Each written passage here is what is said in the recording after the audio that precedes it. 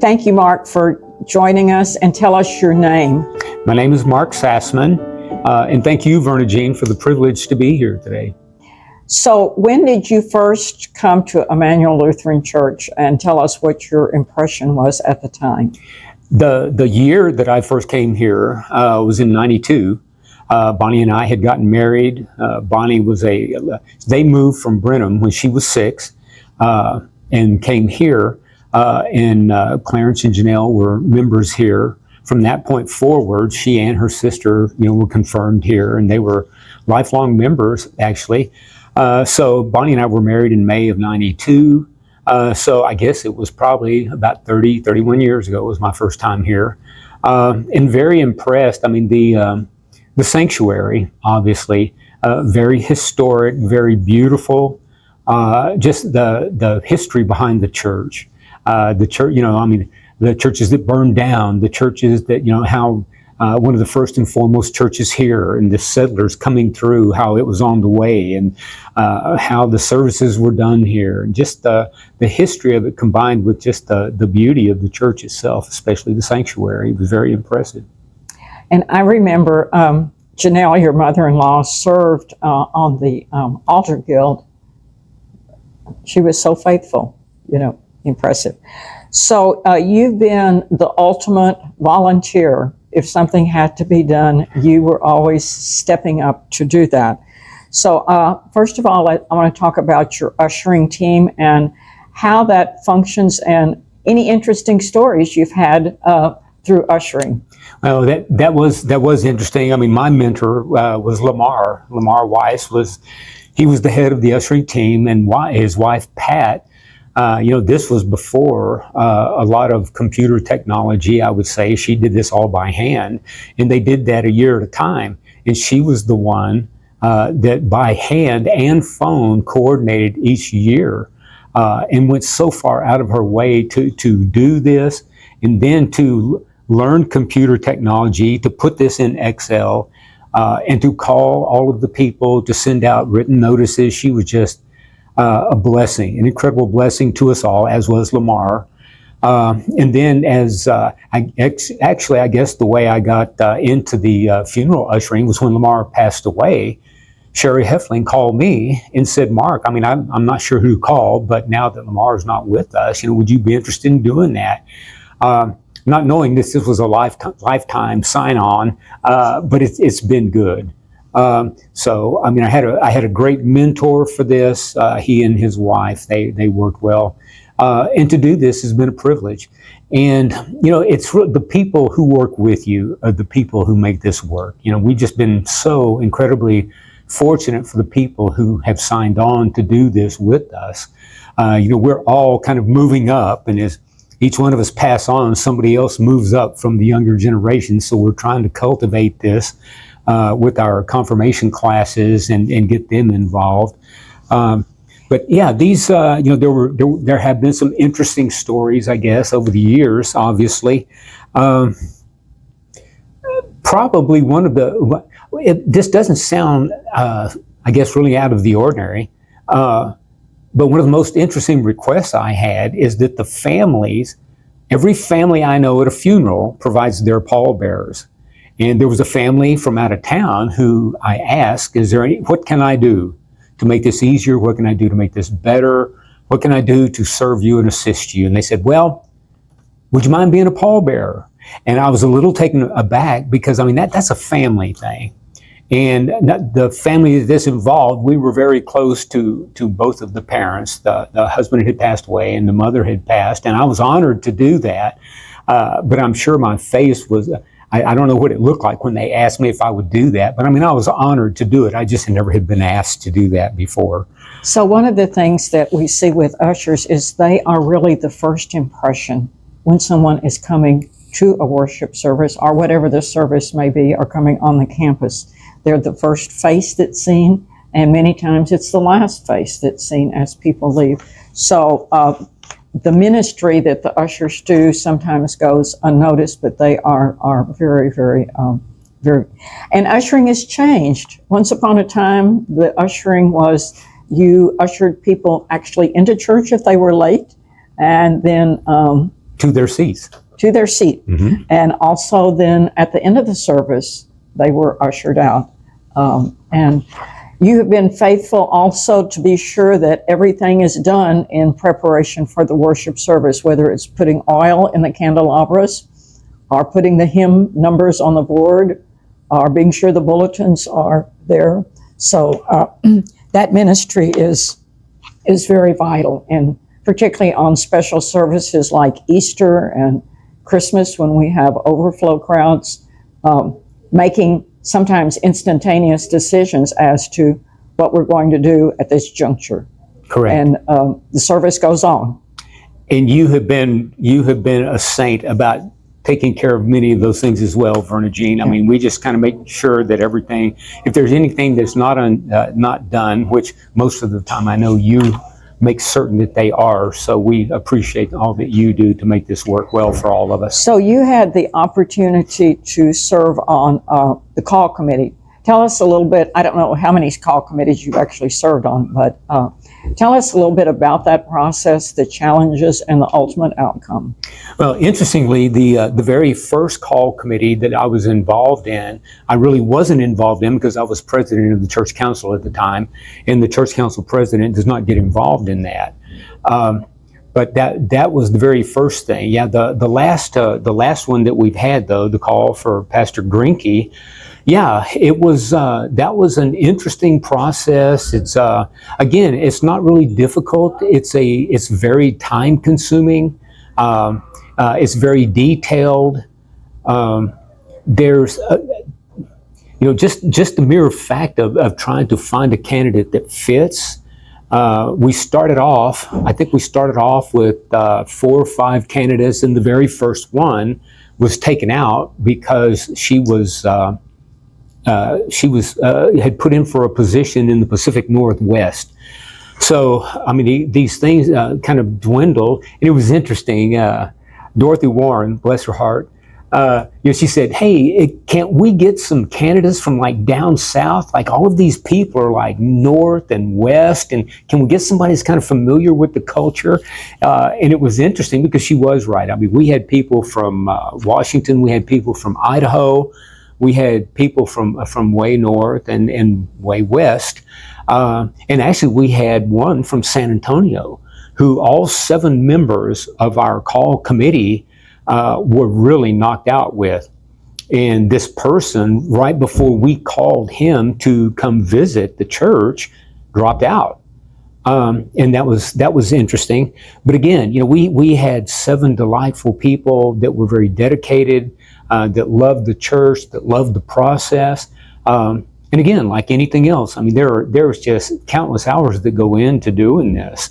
And the people on the committee were really representative of different groups, age-wise and other involvements. So male, female, and age. Mm-hmm. Right. You've served on the council. You mentioned that you were president. So the leaders, again, the church council is made up of 12. And in 150 years, there's always challenges or issues or main projects that could be working on. During your leadership, what were some of the issues that Emmanuel was facing at that particular time? There's each year it's different, Vernagene. But a lot of times, if you hang around long enough, the more things change, the more they stay the same. So I've been around long enough that some of the things that came up over the years are things that we had talked about before, and it was like, wait a minute, I thought we solved that maybe several years ago, 5 years ago, 10 years ago. Are we having this issue again? One of the big issues, from the time when I first came on, I was my committee was the evangelism committee, and evangelism and stewardship were combined together. And they asked me, "Hey, you want to keep these combined?" And personally, I said, "Well, I think that's 2 different ministries, if I'm not mistaken."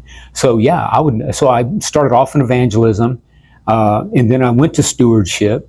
But the issues that we deal with, always trying to recruit people for the church. Evangelism is not an easy thing to do. and stewardship, that almost always comes down to money in some form or fashion. And interestingly, time, talent, treasure. It's interesting. One thing that I noticed, I think when I say stewardship, it's like, okay, let me get out the checkbook. Actually, we would first and foremost, we would love to have your time, your expertise, and your willingness to serve. We would love to do that first. We'd like to have your time. We'd like to have your talent. And it's interesting because when you start talking about these things, all of a sudden treasure seems like the quickest, simple, easiest solution. So after it's all said and done, the checkbook comes out and it's kind of like, well, let me just put this in here because I don't have the time and I don't have this and I don't have that. And fortunately for those of us who are retired, that in looking back when I had children at home, when I was working, 40, 50 hours a week, I can see how that's difficult to do. And it is easier, but the quick, simple, easiest way is not always the best way. So of course, I'm always trying to get people in. And with evangelism, we were trying to get people to come. And I can see now there is a much bigger push with our congregation to go out, disciple members, equip members, and send them out. We're not going to stand out there and funnel them in the church, but if we can go out and do what we should be doing as Christians, we'll make a difference. And that has involved recently temple talks, regular temple talks on different ministries that aid local groups as well as synod groups as well as worldwide situations. You've also spent time with the day school. That has been an integral part of our church, and the day school was the first one in the city once upon a time, and very recognized for, in other words, it was a destination for parents to bring their children because they wanted a Christian environment, good care, and preparation for their next part of the journey for their children. So tell us a little bit about your experience with the day school board and the functioning of the day school. The day school started in 1985. We still have Miss Jan, who was one of the first teachers in that program, is still with us, bless her heart, and does a great job. Actually, my involvement, that began probably maybe about 6 or 7 years ago. And that all started when I saw Diane and Claudia. They were out in the parking lot, and I don't recall what they were doing, but it wasn't director stuff. And so I asked Claudia, I said, hey, what are you doing out here? She goes, well, this needs to be done and that needs to be done. And I said, well, let me ask you this. If you had somebody that had a couple hours a week to donate to do these things that you're doing right now and to get you back into the office where that's your job, could you use somebody like that? And she goes, oh, yes, of course. So she passed me on to, Diane Mollenberg, I think, and Linda Casper. She said, go check with them. So the first list I got was a list of 15 things. And Diane, bless her heart, she goes, oh, Mark, you don't have to do any of these. Just do the ones you want to do, and, we'll leave it at that. And it was everything. I mean, it was things from like, just lawn work to blowing the leaves off to washing the buses, just stuff that needs to be done. There were 15 of them. It took me 2 weeks to get them done. And I made the mistake of trying to take the buses home and wash them at home. And I thought, I will pay people to wash the buses. But that's kind of how it started. And then, so I was on the board. I was on the board for about 7 years. And here just this past year, there was we had a big dinner to thank all of us as we were going off. Well, I ended up becoming president. Not only did I not go off, but I became the president of the day school board. And I have to say, I had no idea at that point, for 2 hours a day, 5 days a week, I was coming in to see how this works. There was like a 277-page licensing manual. I didn't memorize it, but I went through it so I would know what are the licensing requirements. But 60 seconds every minute, there is something going on in the day school, literally. And I was just kind of astounded. I mean, teachers call in or sick, or teachers call in. There's a whiteboard that they actually, I mean, it is almost like it's almost like a chess game. They are shuffling to keep the classroom within compliance of student-teacher ratio. There's teachers, there's children, there's issues, there's licensing. There is something going on there constantly. And right now, what they just experienced was the challenge of the pandemic, which impacted enrollment, attendance, workforce. And in today's world, we do have a workforce issue. We do. So getting those folks, so it has been a challenge. But the good news is it's still functioning at a very respectable and high level, and that's incredible. Yeah, that has affected our enrollment. Federally, we got federal funding that kept us going, which we were very blessed and thankful for that. But this year, another issue is that the Pflugerville Independent School District are taking in 3-year-olds and 4-year-olds, which they had never done that before. Well, and I'm not saying that adversely affected our population back there, but of course it did, because parents, I mean, it's expensive. Daycare is very expensive. I mean, as far as I'm concerned, anyway, depending on the age of the child, I mean, it can be $700, it can be $1,200 if it's an infant. And if the school is going to take care of 3- and 4-year-olds, a parent can drop all their kids off there. They pick their kids up there, plus the finances of that. Of course, that has had a bearing on us and our population in the back as well. So again, God has been very grateful to the day school, and every challenge that we've had thus far, we've weathered that, thanks to God. I think one final thing on day school, again, not only do we have a large, beautiful facility, but the playground area and the opportunity for the children who attend to participate in outdoor activities is unique and sets us apart from other entities that could be a choice. Absolutely. And they get chapel. They do get chapel, and this is one of our church's biggest outreaches to the community by far.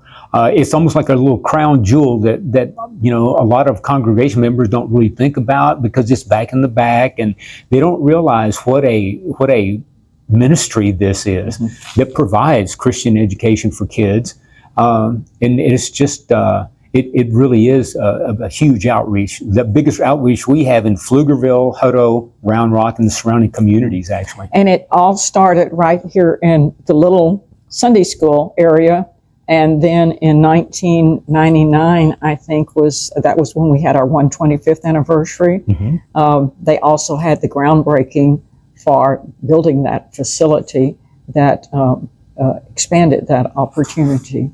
So I think, again, the members of Emmanuel have supported Christian education for the youth. And I think at the very beginning, it was not only an outreach, but it also was encouraging young families to join our church, because if they were members, there was a slight difference in tuition. Exactly. Yeah. We've had as many as 196 when Claudia was here.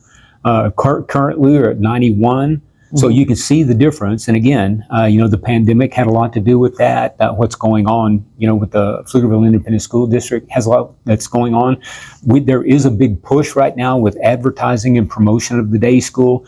We would like to have at least 120, but we're shooting for 150. So we are actively going out and advertising the day school. Okay, I'm going to move to you. You've been very involved in the Gideon program. Just briefly give us a little bit on that.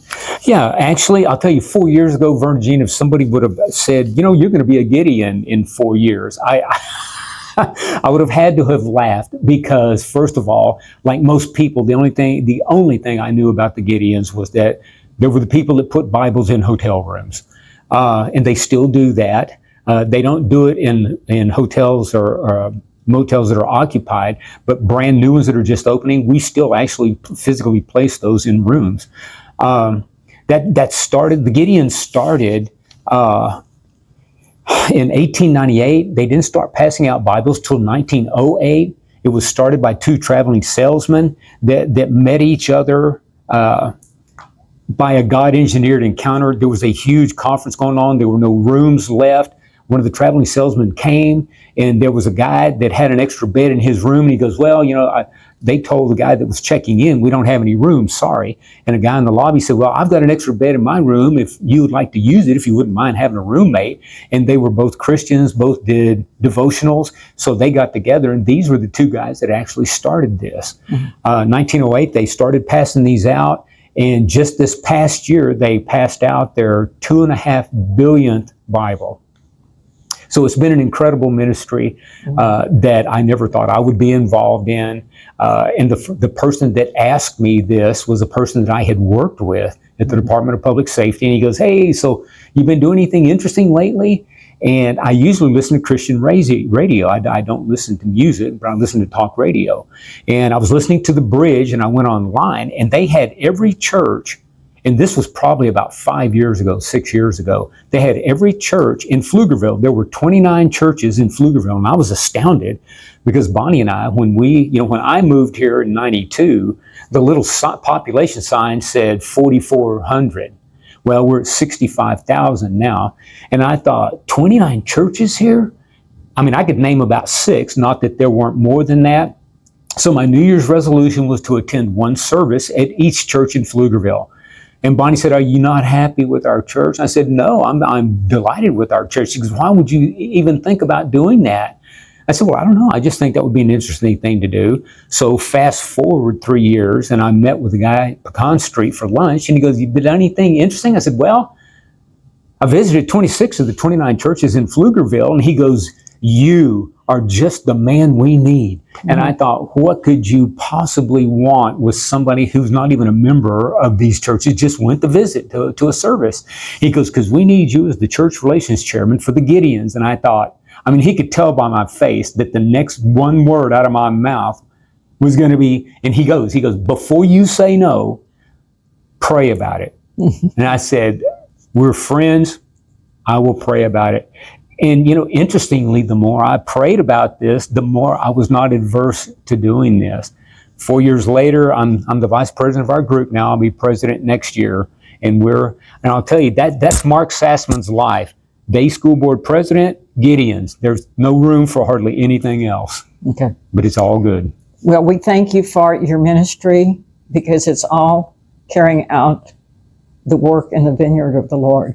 So in closing, if there's any other stories or incidents you would like to share, and then we're going to thank you, and you can tell us what Emmanuel means to you today, right now, in your life that it's meant. Well, you know me, Vernagene, I could talk everybody's ears off and not really say much, but I would like to share one of the opportunities. We've had so many incredible opportunities here at Emmanuel Lutheran, and one of them was adult Bible study. Mark and Ann Mitchell. We have some great people, and I certainly don't want to discount any of our day Bible study, adult Bible study teachers, because we have so many delightful ones. But Mark and Ann Mitchell, I cannot even begin to think of how many hours every week they put into preparing for Sunday. I mean, they had concordances, they had commentaries, they had internet stuff. They were just incredible sources of information. Well, when Mark's mother needed to be moved down here with them, they were getting out of the program. Well, they called and they said, hey, Mark, Ann called and said, well, we were just wondering if you and Bonnie might want to take over the adult Bible study. And we were in chapter 7 of Matthew at the time. And of course, my first answer, without even thinking, would have been, no. Thank you, no. But I prayed about this. We did take over the class. It took us a year to get through Matthew. And I told our dear class, I guess y'all won't be asking us to do this anymore. But it was delightful. It was a great opportunity. It was a great time. You bond with people, and you learn a lot when you study and do these. And I think you've brought up something that adult Bible study has been important in Emmanuel over the years. And Pastor Matthew now has every Thursday, he has a group that comes physically, and then he also goes, I think in the evening, he has a Zoom Bible study. He does. And I can remember when we had 3 church services, we had a Bible study in between the classes, between the 8 o'clock and 9 o'clock service, and then between the 9 and the 10:30 service. So we had several adult Bible studies going on along with the Christian education of our youth. Okay, so now tell us what Emmanuel means to you.